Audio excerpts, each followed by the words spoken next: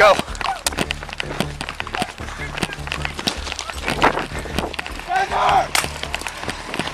No, you're trespassing right now. That's why I'm asking you what you're doing. Trespassing on public property that I paid for? Yes. Can I have your name, badge number, please? Yes. You can't. He's back here walking by the units recording. Yeah. I need everyone's badge. No, if I'm free to go, I'm free to stay. I need your name and badge number, sir. Aujourd'hui, dans les deux situations qui vont être mentionnées, les agents de police se retrouvent tous dans une situation assez embarrassante. Ils se font rappeler à l'ordre en face à face par leurs supérieurs simplement parce qu'ils ont arrêté la mauvaise personne. Le premier incident se déroule le 26 juillet 2016 à Commerce, dans l'État du Colorado, aux États-Unis. Cet après-midi-là, la police locale reçoit une information selon laquelle deux hommes se tiennent devant le siège de l'administration en train de scander des slogans et de crier au point de gêner les personnes aux alentours. L'agent Chris et son collègue sont immédiatement envoyés sur place pour vérifier la situation. Sur les lieux, ils voient deux manifestants brandissant une banderole et scandant sans cesse des slogans avec beaucoup d'entrain. Would you mind just lowering that for me? Would you mind lowering it for me? I don't want it used as a weapon against me, okay? I'm not going to use it as a weapon. Would you please lower it down for me? Well, to stay clear of me. Okay. Gentlemen, we need to talk for a minute, okay? Here's the thing. Yes, you are. Which crime specifically Trespassing. Trespassing. You have been asked to leave the property, okay? Right now you are trespassing. Perfectly. Awesome. I totally appreciate that. That this is public property. Actually, this is private property that you're on right now. It is. Who owns it? The Adams County government. The Adams County government. Oh, I forgot about his name. Didn't he run for president? No, he's not a person. It's the public. What the f*** is wrong with you people? Sir? No justice, no peace.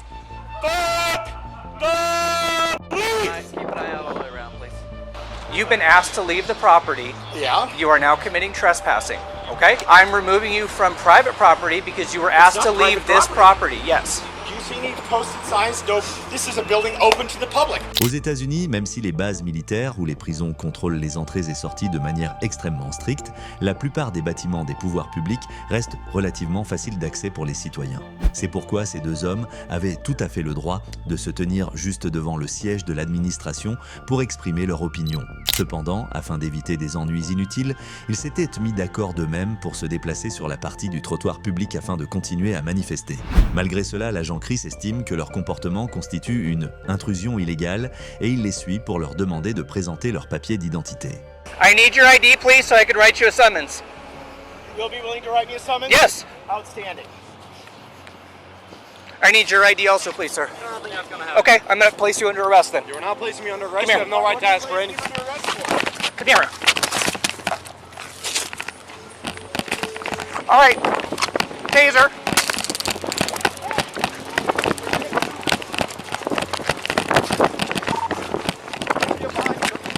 You got it.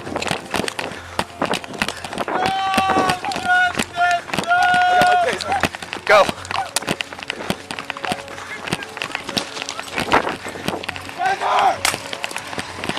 On peut voir très clairement une scène assez ironique. Bien qu'il ait été touché par un taser et qu'ils doivent encore porter un grand drapeau, le manifestant court pourtant plus vite que les deux agents qui tentent de le rattraper. À peine a-t-il couru jusqu'à la zone où se trouve le commandant de police et de nombreux témoins que l'incident est immédiatement interrompu. En raison de leur manière d'agir, jugée trop maladroite, les deux policiers engagés dans la poursuite se font sévèrement réprimander par leurs supérieurs.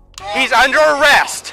For what? For trespassing and for disorderly conduct. On public property, dipshit!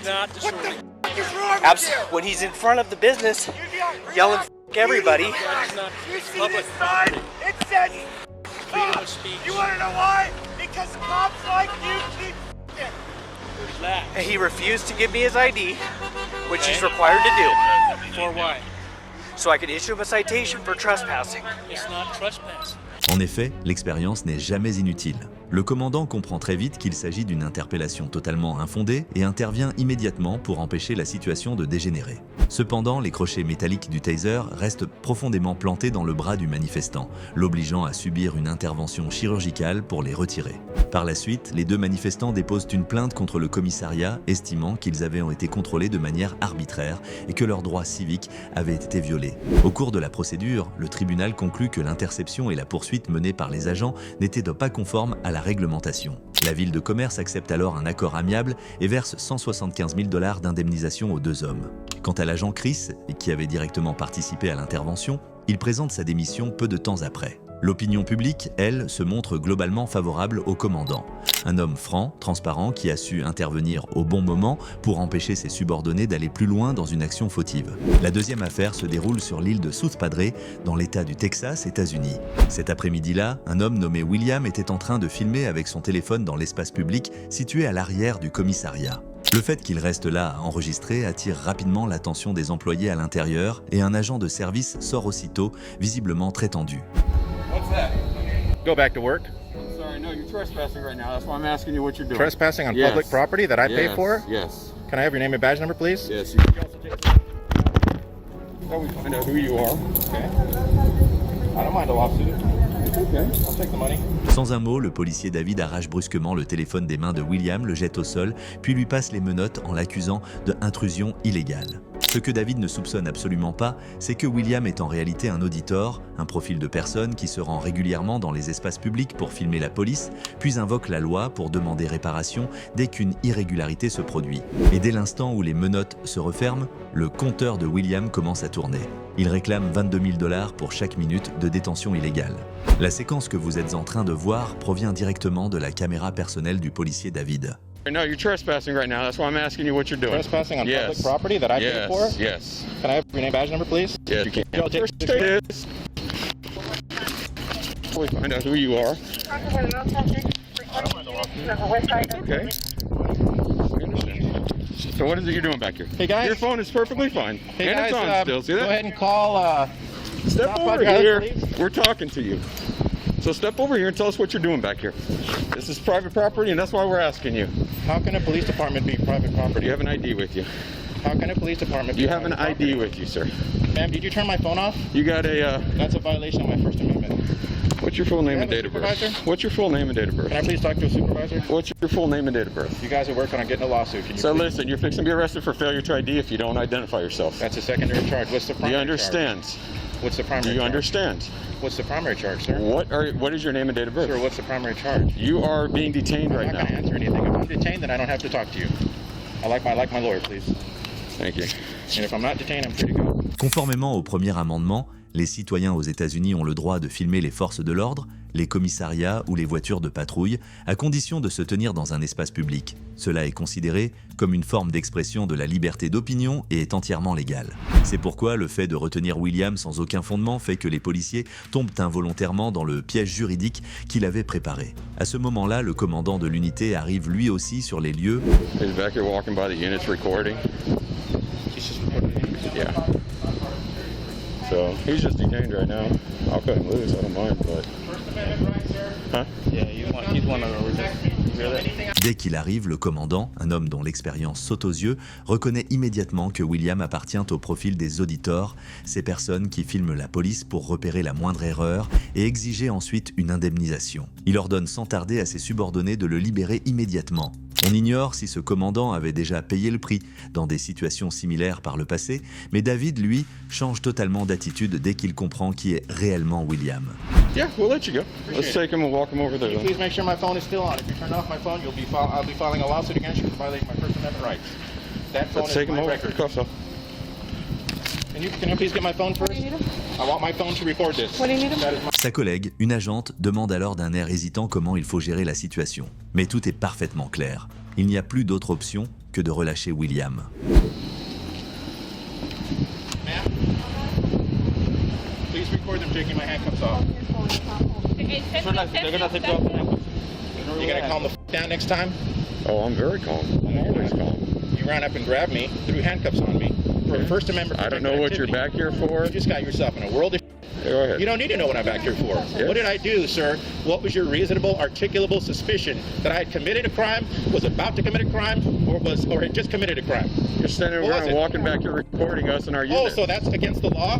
Recording you is against the law. Did you hear that, guys? This was Officer. Sorry, what's your name and badge number? Sorry? David Laird. Good. I'm going to get to know it very well. You'll be listed in the lawsuit. Who else? Please give your name and badge number. Don't run away, you guys. They're escaping, you guys. They're already starting the cover up. I need everyone's badge. I need no, if I'm free to go, I'm free to stay. I need your name and badge number, sir. I need your name and badge number.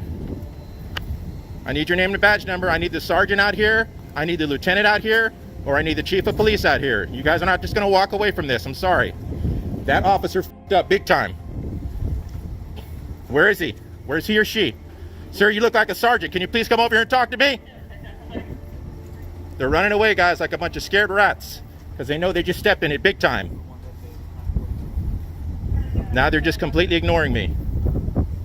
You guys are going to pay a lot for this. The city of South Padre Island is going to have to pay for this. Dès que William est libéré de ses menottes, les policiers présents sur place se dispersent immédiatement, laissant le parking complètement vide en l'espace de quelques secondes. Sans perdre de temps, William contacte un avocat et dépose une plainte contre le commissariat, affirmant avoir été fouillé et retenu illégalement en violation de ses droits garantis par le 4e amendement. Après près de 2 ans de négociations, les deux parties parviennent à un accord amiable. Le service de police accepte d'améliorer son programme de formation professionnelle, tandis que William reçoit une indemnisation de 64 000 $.